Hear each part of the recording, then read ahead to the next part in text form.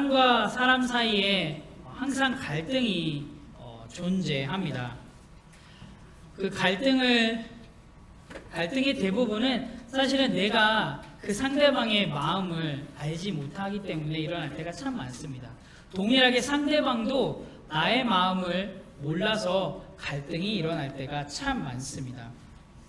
그런데 대부분의 갈등들을 보면 시간이 좀 지나고 감정이 어느 정도 수그러들고 나면 상대방의 입장과 마음이 이해될 때가 참 많습니다.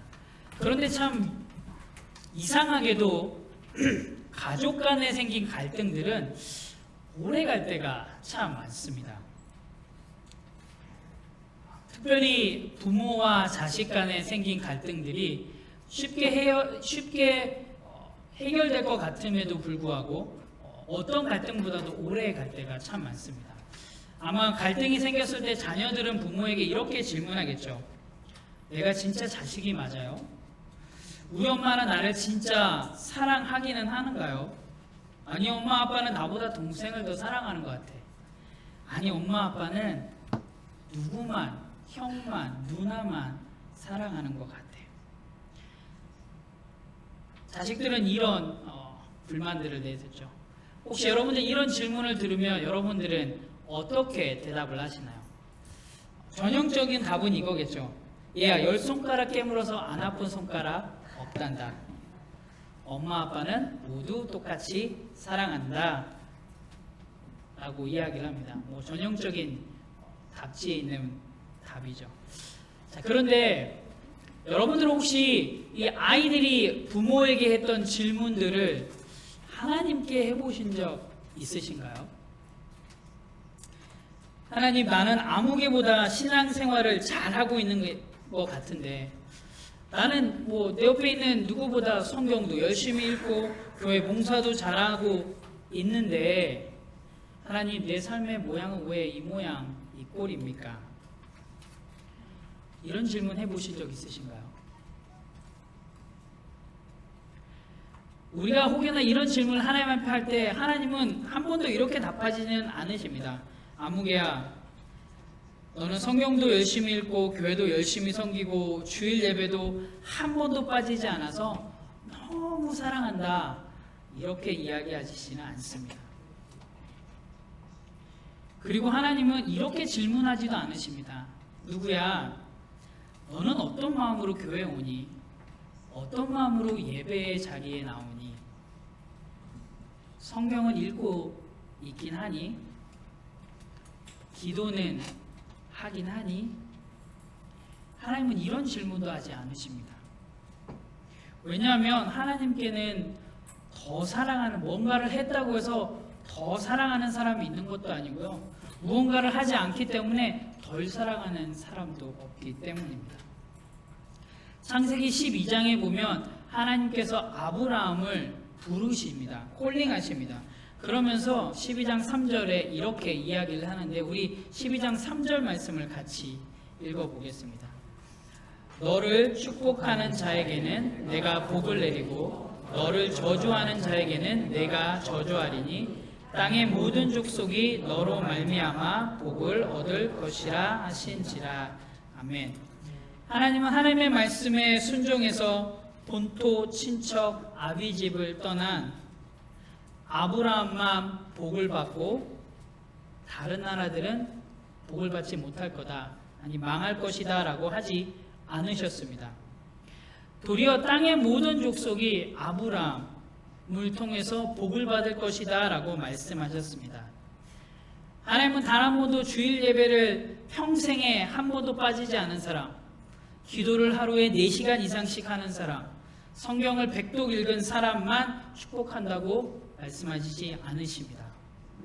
창세기 16장에 보면 사라가 자신의 여종 하갈을 아브라함에게 첩으로 줍니다. 그리고 하갈은 아브라함의 아이를 임신을 하죠. 하지만 임신한 하갈은 기세가 등등해져서 사라를 멸시를 합니다. 하지만 집주인이기 때문에 사라는 하갈을 핍박을 하고요, 학대를 하고요. 결국에는 하갈은 사라를 피해서 도망을 갑니다. 그때 하나님이 하갈을 찾아가셔서 이렇게 이야기하십니다. 내 씨를 크게 번성하여 그 수가 많아 셀 수 없게 하리라 라고 하나님께서는 하갈에게 약속을 하고 그 약속을 받고 하갈은 다시 집으로 돌아옵니다. 그리고 낳은 아들의 이름이 무엇인가요? 네, 이스마엘입니다. 훗날 이스마엘은 이삭을 놀립니다. 그리고 이삭을 놀렸다라는 그 사실을 알게 된 사라가 뚜껑이 열려서 아브라함에게 하갈과 이스마엘을 내쫓으라고 합니다. 결국 하갈과 이스마엘은 내쫓깁니다. 그리고 광야에서 울고 있을 때 하나님은 하갈에게 찾아오셔서 이렇게 또 이야기를 하십니다. 창세기 21장 8절에 일어나 아이를 일으켜 내 손으로 붙들라. 그가 큰 민족을 이루게 하리라. 물론 하나님께서 약속하신 아브라함의 아들은 이삭입니다. 이스마엘이 아닙니다. 이스마엘은 하나님의 의도와는 전혀 상관없는 사라와 아브라함의 어리석음에서 시작된 아들입니다. 그러나 하나님은 큰 죄를 지었건 작은 죄를 지었건 모든 인류, 모든 죄인을 용서하시겠다고 작정하셨습니다. 그래서 하나님은 이삭에게도 그리고 인간의 어리석음으로 탄생하게 된 이스마엘에게도 동일한 은혜를 주십니다. 이삭도 큰 민족을 이루게 되고요. 이스마엘도 큰 민족을 이루게 됩니다. 하나님께서 인간을 창조한 이래, 아담과 하와를 창조한 이래 지금 우리가 읽고 있는 이 출애굽기까지 선민과 이방인에 대한 구분이 사실은 없었습니다. 이 구분은 그냥 이스라엘 사람들이 만들었습니다. 물론 하나님은 이스라엘 민족을 선택하셨죠. 아브라함을 선택하셨습니다.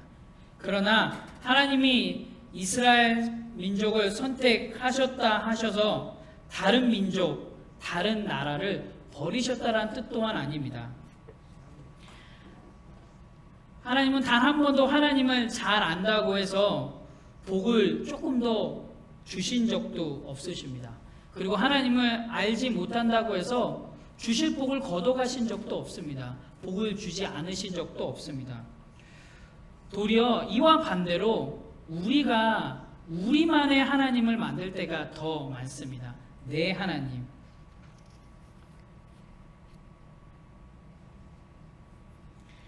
그래서 하나님 앞에 우리는 이렇게 불평을 하는 것이죠. 하나님, 제가 이렇게 교회를 섬기고 그리고 하나님이 하라는 대로 다 하고 있는데 그리고 그렇게 살아가려고 하는데 왜 내 삶은 이 모양 이 꼴입니까? 라고 도리어 우리는 불평을 합니다. 사랑하는 뉴라이프 성도 여러분 신앙이 무엇이라고 생각하시나요? 신앙. 신학이 아니라 신앙. 신앙은 이전 사람에서 새 사람으로 만드는 것이 신앙입니다. 그래서 성경에서도 보라 이전 것은 지나갔으니 새 것이 되었도다 라고 기록하고 있습니다. 하나님은 하나님을 모르던 사람 아브라함을 하나님을 아는 아브라함으로 변화시키셨습니다. 하나님을 모르고 집 떠나 방황하던 야곱을 하나님은 하나님을 아는 사람 야곱으로 만드셨습니다. 하나님은 한 번도 야곱을 에서보다 우월하게 만들지 않으셨습니다. 형제에게 버림받고 노예가 되었던 요셉을 통해서 애굽과 이스라엘의 기근을 구원하셨지 요셉이 애굽의 어떠한 왕보다도 지혜롭고 뛰어난 리더가 되게 하지 않으셨습니다. 여러분 꼭 기억하십시오. 신앙은 하나님을 모르던 우리가 하나님을 아는 우리로 변화되는 과정입니다. 제가 다시 한번 말씀드릴게요. 신앙은 하나님을 모르던 우리가 하나님을 아는 우리로 변화되는 과정입니다. 여러분 과정이에요. 한 번에 신앙이 좋아질 수는 없습니다. 매일매일 조금씩 하나님을 요만큼 어제 이만큼 알았으면 오늘은 이만큼 조금씩 하나님을 알아가는 것이 신앙생활입니다. 그래서 신앙생활은 혼자 못합니다. 혼자는, 여러분 운동 혼자 해보셨나요? 운동은 혼자 하면 의지력이 좋으신 분들은 계속 하시겠죠. 혼자 하는 건 너무 힘듭니다. 신앙생활도 이 공동체가 없으면 하기가 너무 힘듭니다. 그래서 이 공동체가 너무나도 중요합니다. 오늘 함께 읽은 이 출애굽기 2장부터 우리가 잘 알고 있는 이스라엘의 위대한 리더 모세 이야기가 나옵니다. 2장에서 보면 모세가 출생해서 생존하는 장면, 성장하는 장면들을 잘 설명하고 있습니다. 우리는 모세하면 이스라엘의 위대한 리더, 그리고 지금도 이스라엘의 위대한 리더 하면 다윗과 함께 모세를 꼽곤 합니다. 그래서 왠지 모르게 모세의 출생, 모세의 성장 과정에 좀 특별한 일이, 뭔가 대단한 일이 있을 것이다 라고 생각하거나 기대할 수도 있습니다. 그런데 오늘 함께 읽은 이 출애굽기 2장을 보면 여러분이 가지고 있는 그런 기대, 뭔가 특별함들을 좀 찾아보실 수 있으신가요? 한번 1절, 2절 말씀 함께 보도록 하겠습니다. 함께 읽겠습니다. 시작. 레위 가족 중 한 사람이 가서 레위 여자에게 장가들어 그 여자가 임신하여 아들을 낳으니 그가 잘생긴 것을 보고 석 달 동안 그를 숨겼으나. 모세의 이야기는 아주 평범한 이야기로 시작합니다. 그냥 한 남자가 한 여자를 사랑해서 결혼을 했고 그리고 아이를 낳았다. 아주 평범한 이야기. 모세의 탄생조차도 아주 평범합니다. 그냥 지극히 평범한 가정에서 태어난 남자아이입니다. 저보다 연배가 있으신 분들은 잘 아시겠지만 우리가 역사 속에서 배웠던 신라를 세웠던 왕의 이름이 뭔가요? 박혁거세라고 하죠. 박혁거세가 어디서 태어났다고 여러분 배우셨어요? 알에서 태어났다고. 모세에게는 이런 기록이 없습니다. 알에서 태어난 것도 아니고요. 태어나자마자 걸어 다닌 것도 아니고요. 태어났을 때 갑자기 하늘이 어두워지고 환한 빛이 모세를 스팟라이트를 한 그런 이야기도 없습니다. 뭔가 훗날 대단한 사람, 영웅이 될 만한 이야기를 성경에서는 담고 있지 않습니다. 하나 좀 재미난 표현들은 성경에서 담고 있는데요. 2절에서 좀 발견할 수 있어요. 2절에서 뭐라고 하냐면 그 여자가 임신하여 아들을 낳으니 그가 잘생긴 것을 보고 석 달 동안 그를 숨겼으나. 여러분, 엄마가 아이를 낳는데 그 아이가 못생겼다고 얘기하는 사람이 있을까요? 다 잘생기지 않았나요? 저는 사실 보라가 태어났을 때 예쁘다라고 얘기하지는 않았어요, 솔직하게. 근데 다 사실 근데 부모의 눈에 보면 자식은 어쩔 수 없이 예쁘고 잘생깁니다. 근데 반대로 생각하면 여기 이유가 임신하여 아들을 낳았는데 잘생겨가지고 숨겼다고 했는데 만약에 못생겼으면 버렸을까요? 왜 성경은 모세의 이 외모, 잘생겼다는 이 이야기를 굳이 기록하고 있을까요? 성경에서 모세의 외모에 대해서 이렇게 언급하고 있는 부분이 이 출애굽기 2장과 히브리서 11장, 사도행전 7장 이렇게 세 군데에서 나옵니다. 출애굽기와 히브리서에서는 모세는 부모가 보기에 잘생겼다라고 기록하고 있고요. 그리고 사도행전에서는 하나님 보시기에 아름다웠다라고 기록하고 있습니다.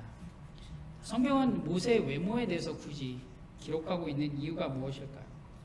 그 이유는 모세가 선택된 게 그의 뭔가 가지고 있는 게 아니다라는 것들을 더 보여주기 위해서, 강조하기 위해서, 그 선택된 이유가 모세가 가지고 있는 그 외모가 아니다라는 것들을 강조하기 위해서 이 기록을 하고 있습니다. 여러분들은 어떻게 생각하시나요? 누군가가 하나님께 선택받았다면 그 사람에게는 분명히 선택받을 만한 이유가 있을 것이다 라고 생각하고 있지는 않으신가요?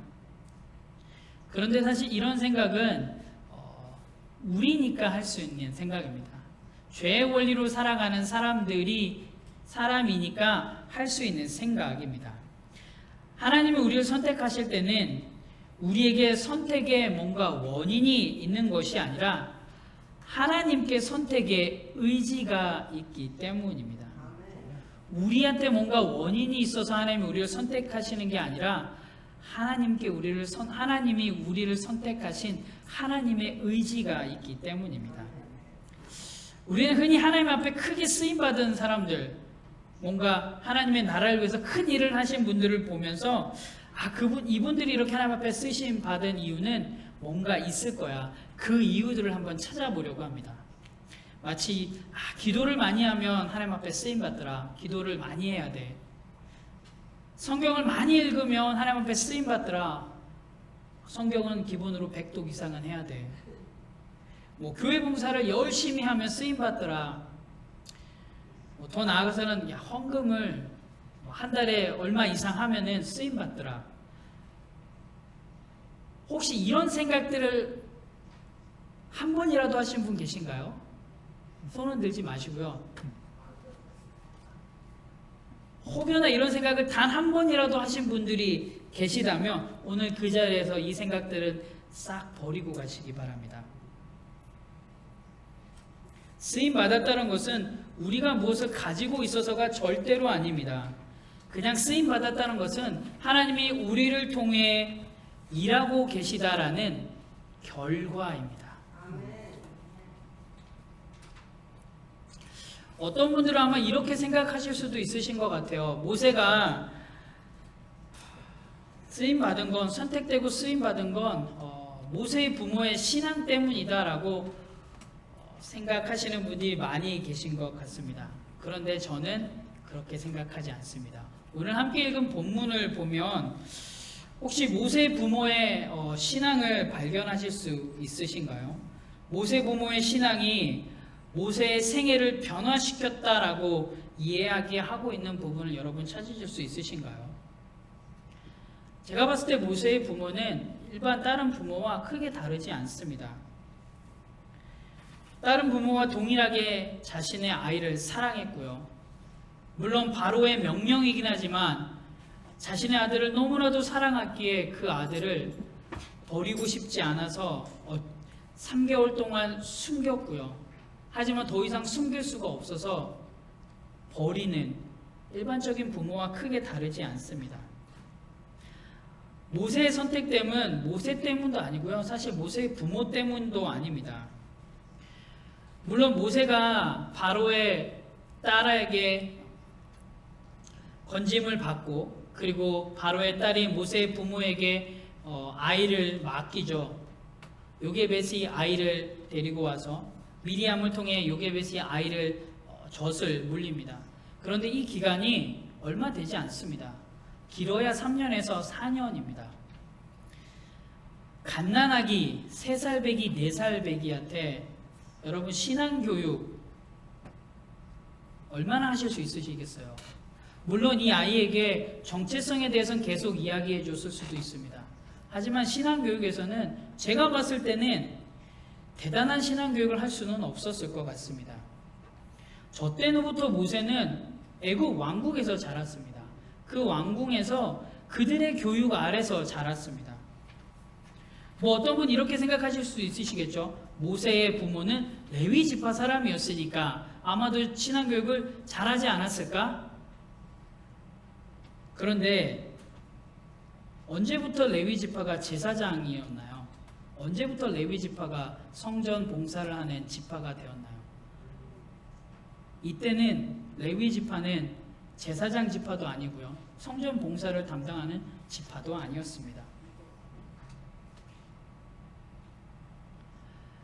이스라엘 백성들이 400여 년 동안 애굽에서 생활을 하면서 사실 이들의 400년의 그 생활 동에서 이들이 영향받은 건 애굽의 세계관과 애굽의 문화였습니다. 자연스럽게 그 문화에 흡수된 사람들도 아마 많았을 것입니다. 그래서 자신들의 조상이었던 아브라함에게 약속하신 그 하나님의 언약을 기억하지 못하는 사람이 아마 태반이었을 것입니다. 그래서 모세의 부모도 크게 다르지 않았을 것입니다. 그런데 오늘 출애굽기 2장에 보면 모세도 아닌, 모세의 부모도 아닌 모세의 삶에 결정적인 영향을 끼친 두 명을 발견하게 되는데요. 첫 번째가 바로 애굽 왕 바로의 딸이었습니다. 5절 6절 말씀을 같이 보겠습니다. 함께 읽겠습니다. 시작. 바로의 딸이 목욕하러 나일강으로 내려오고 시녀들은 나일 강가를 거닐 때 그가 갈대 사이의 상자를 보고 시녀를 보내어 가져다가 열고 그 아기를 보니 아기가 우는지라. 그가 그를 불쌍히 여겨 이르되 이는 히브리 사람의 아기로다. 아멘. 자, 바로의 딸이 목욕하러 나일강에 갔을 때 떠내려오는 갈대 상자를 보고 바로의 딸은 바로 알아차렸을 겁니다. 그 상자 안에 무엇이 담겨 있을지 바로의 딸은 예상하고 있었을 것입니다. 바로의 딸로서 바로가 현재 이스라엘 백성들에게 실행하고 있는 그 프로젝트가 무엇인지 바로의 딸은 알고 있었을 것입니다. 이스라엘 백성들이 어쩔 수 없이 남자아이를 나일강에 버리고 있다라는 사실을, 그리고 일부 부모들은 그냥 자신의 아이가 물에 빠져 죽게 하는 게 아니라 혹여나하는 마음으로 기적의 심정으로 갈대 상자든 바구니에든 아이를 담아서 버리고 있다는 사실 또한도 이 바로의 딸은 알고 있었을 것입니다. 분명히 그 갈대 상자 안에는 히브리인의 아이가 있을 것이라는 것을 인지하고 있었음에도 불구하고 바로의 딸은 아기를 불쌍히 여기는 마음으로 가지고 오라고 합니다. 바로의 딸은 우연히 갈대 상자를 건져낸 것도 아니고요. 우연히 소년의 이야기를 듣고 우연히 유물을 구할 정도로 어리석지는 않을 것입니다.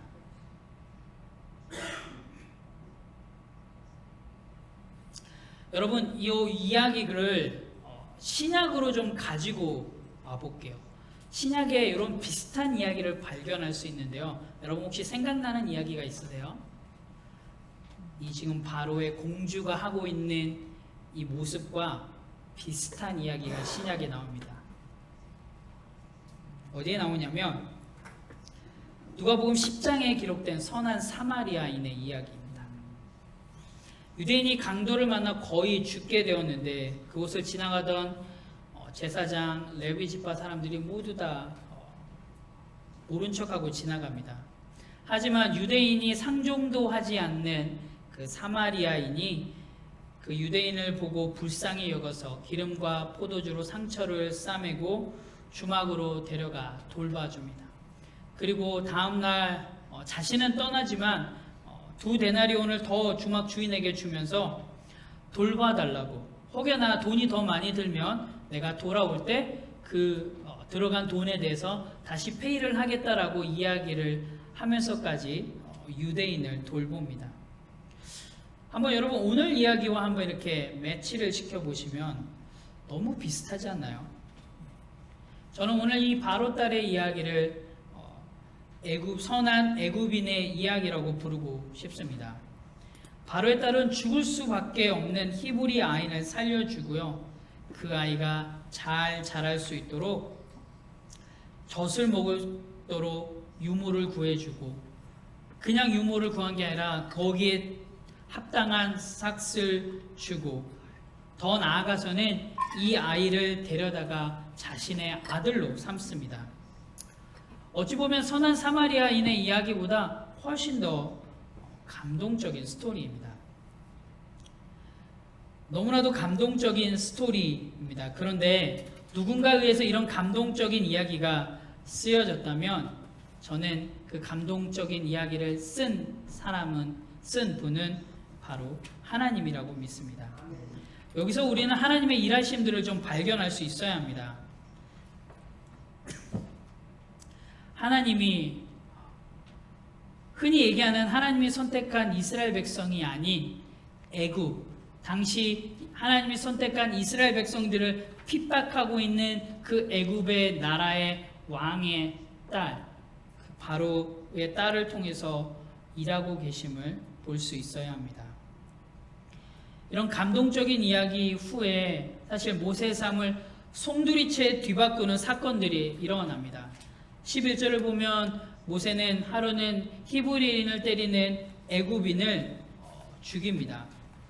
그리고 이 사건으로 도망자의 신세가 되어서 미디안에서 떠돌이처럼 살아가게 됩니다.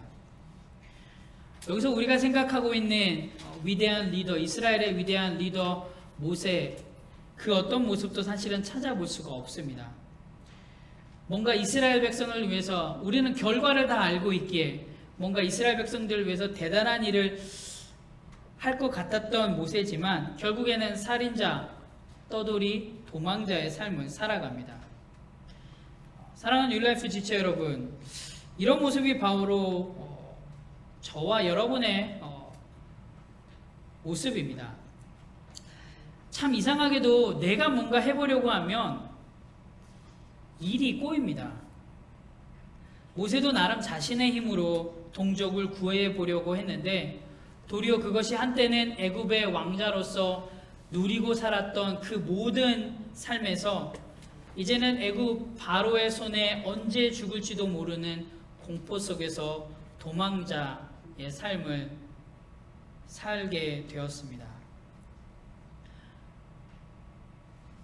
여러분, 우리가 의지해야 될 것은 우리의 삶을 통해 일하시는 하나님입니다. 그래서 절대로 일하시는 그 하나님, 우리의 삶을 통해서 일하고 계시는 하나님보다 앞서지 마십시오.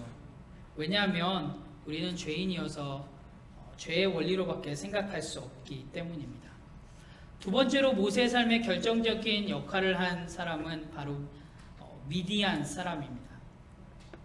애굽에서 도망쳐서 모세는 미디안에서 살아갑니다. 어느 날 우무 곁에 앉아 있는데 미디안 제사장의 7딸들이 그들의 양떼를 몰고 와서 물을 먹이려고 합니다. 하지만 목자들이 와서 이 미디안 제사장의 7딸들을 쫓아내려고 할 때 모세가 직접 이 양떼들의 물을 먹일 수 있도록 도와줍니다. 성경을 보면 모세는 얼굴이 잘생겼다고 그랬는데요.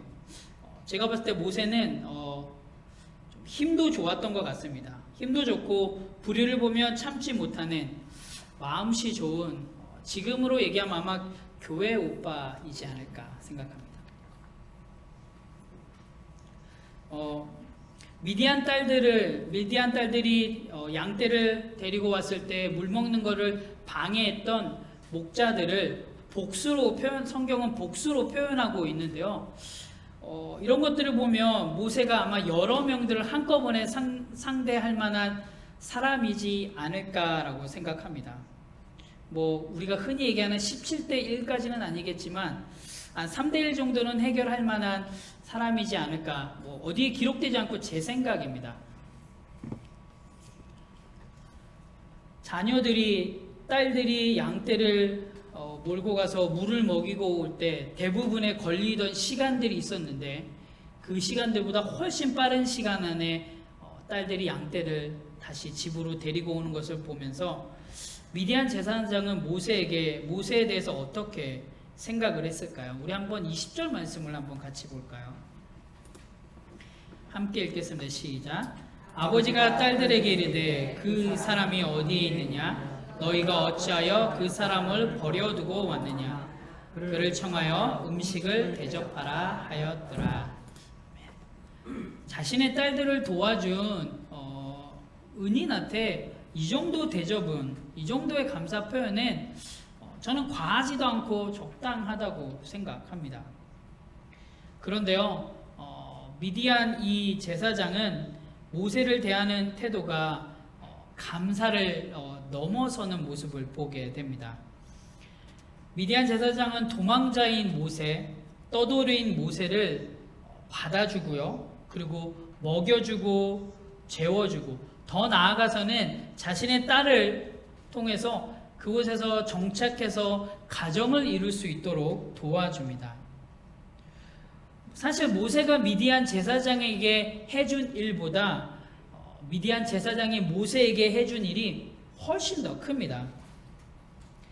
누가복음 10장에 아까 나눴던 그 선한 사마리아인의 이야기에서 예수님은 율법 교사에게 이렇게 물어봅니다. 누가 강도 만난 자의 이웃이 되겠냐라고 질문을 하시죠. 그때 율법 교사는 이렇게 답을 합니다. 여러분 그 답을 기억하고 계신가요? 뭐라고 답을 하죠? 율법 교사가? 잘 모르시겠어요? 제가 답을 알려드릴게요. 자비를 베푼 자니이다 라고 이야기를 합니다. 왜 이렇게 답을 했을까요? 율법 교사가. 누가 봐도 우리는 사마리아 사람이라고 얘기하겠죠. 근데 왜 자비를 베푼 자라고 이야기를 했을까요? 왜냐하면 이 율법 교사는 어떤 사람인가요? 누구보다도 율법을 잘 아는 사람이고 유대인이죠. 근데 실제로 자비를 베푼 선한 역할을 한 사람은 사마리아 사람입니다. 자존심이 허락지 않습니다. 상종도 못할 그 사마리아 사람을 자신보다 나은 사람으로 이야기하는 게 자신의 자존심이 허락지 않습니다. 이방인보다 못하게 여겼던 그 사람이 나보다 유대인보다 더 나은 모습을 보이니까 이 자존심이 허락지 않습니다. 우리는 모세를 위대한 이스라엘의 리더로 생각하고 있습니다. 그런데 정작 출애굽기 2장에 보면 이스라엘이라고 하는 이 민족, 이 나라는 모세의 삶에 그리 큰 영향을 끼치고 있지 않습니다.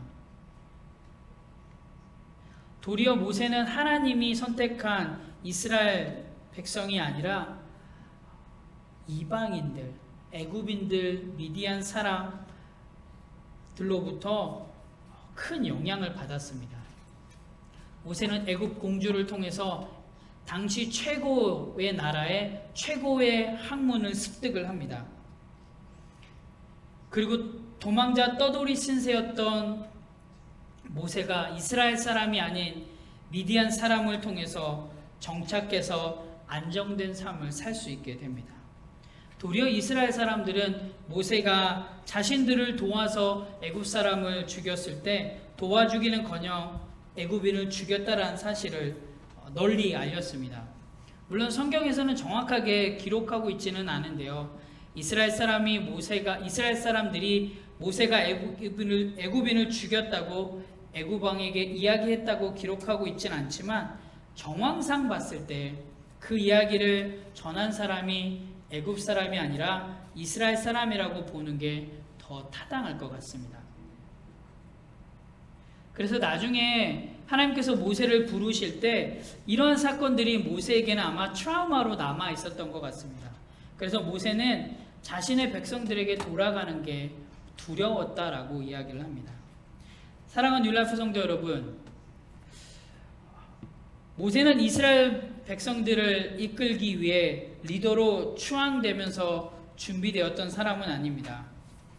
그리고 모세 자신 또한도 훗날 이스라엘 민족을 위해서 내가 하나님의 나라를 위해서 큰 일을 한번 해보겠다라고 기대하거나 다짐하지도 않았습니다. 하지만 하나님께서는 모세를 위해서 일하셨습니다. 현재 이스라엘 백성들을 괴롭히고 있는 애굽의 왕, 그 왕의 딸을 통하여서, 그리고 더 나아가서 심지어 하나님을 알지 못하는 이방 종교의 제사장을 통해서 하나님은 모세라는 사람을 준비시켰습니다. 엄밀히 얘기하면 이스라엘 사람들의 관점으로 본다 그러면 저와 여러분 또한도 이방인입니다. 더 나아가서는 우리 모두는 죄 원리에 갇혀서 죄 원리로 생각하고 살아가는 하나님을 모르는 사람들이었습니다. 그러나 하나님의 일하심으로 말미암아 성도 하나님의 사람이 되었습니다. 하나님의 일하심으로 말미암아 죄인이 아니라 의인으로 칭함받게 되었습니다. 더 나아가서는 하나님의 일하심으로 말미암아 하나님의 은혜 없이는 단 한순간도 살아갈 수 없는 하나님의 사람들로 만드셨습니다. 사랑하는 윌라프 지체 여러분, 이것이 하나님이 일하시는 방법입니다. 왜냐하면 우리가 기대했던 방법과 우리가 생각했던 방법과는 전혀 다릅니다. 모세를 봐도 모세가 이스라엘의 리더라 그러면 모세는 이스라엘 속에서 뭔가 리더로서 잘할 수 있는 상황과 환경과 여건들이 있어야지 됩니다. 하지만 모세의 삶은 도리어 이스라엘에서 이스라엘 백성들 안에서 그런 기대와 그런 것들을 경험할 수가 없었습니다. 도리어 버림받았습니다.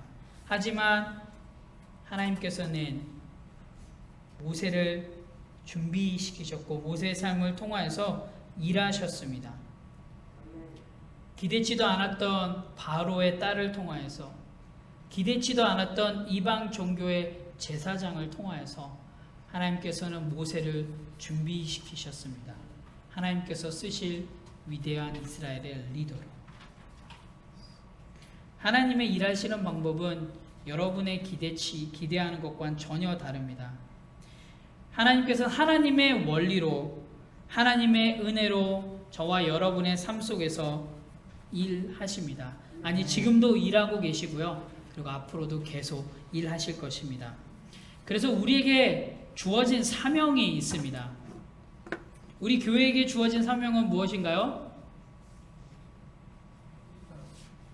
우리 교회에게 주어진 사명은 뭔가요? 네, 우리가 계속 얘기하는 건강한 교회, 건강한 성도가 우리 교회에게 주어진 사명이겠죠. 자, 그러면 하나님의 일하심을 통해서 우리에게 주어진 사명은 무엇일까요? 복음을 증거하라. 네, 그것도 우리의 사명입니다. 전체적으로 얘기한다 그러면 우리의 사명은 우리의 삶을 통해 일하고 계시는 하나님을 드러내는 겁니다. 어떻게 드러낼 수 있을까요? 그건 여러분의 삶에서 여러분의 모양대로 드러내면 됩니다. 정형화된 건 하나도 없습니다. 뭐 이렇게 해야 된다? 성경은 그렇게 얘기하지 않고요. 여러분의 삶에서 여러분의 방법으로 하나님을 드러낼 수 있는 방법을 찾으시면 됩니다. 그게 간단히 누군가 같이 운동하는 사람을 통해서 간단히 이야기하면서 이야기를 속에서 드러낼 수도 있고요. 뭐 맛있는 음식을 대접하면서도 할 수도 있고요. 여러분의 방식들이 있습니다. 왜냐하면 하나님은 여러분의 삶을 통해서 일하실 테니까요. 제가 어떻게 해라, 뭐 성경을 통해서 성경 많이 읽고 기도 많이 하고 교회 열심히 섬기고 이걸 통해서 하나님의 일하심을 드러내라, 저는 그렇게 얘기할 수 없을 것 같습니다. 여러분의 삶을 통해서 하나님이 일하고 계심을 드러내시면 됩니다. 그게 저와 여러분에게 주어진 사명입니다. 어디 있든지 무엇을 얻든지, 사도 바울의 고백처럼 때를 얻든지 못 얻든지 여러분의 삶 속에서 일하고 계시는 하나님을 드러내시면 됩니다. 이번 한 주간 여러분에게 주신 사명은 하나님을 여러분의 삶에 일하고 계시는 그 하나님을 드러내는 것입니다. 그리고 그 드러냄을 통하여서 하나님이 어떠한 분이신지 여러분 주변에서 발견할 수 있을 것입니다. 꼭 기억하셨으면 좋겠습니다.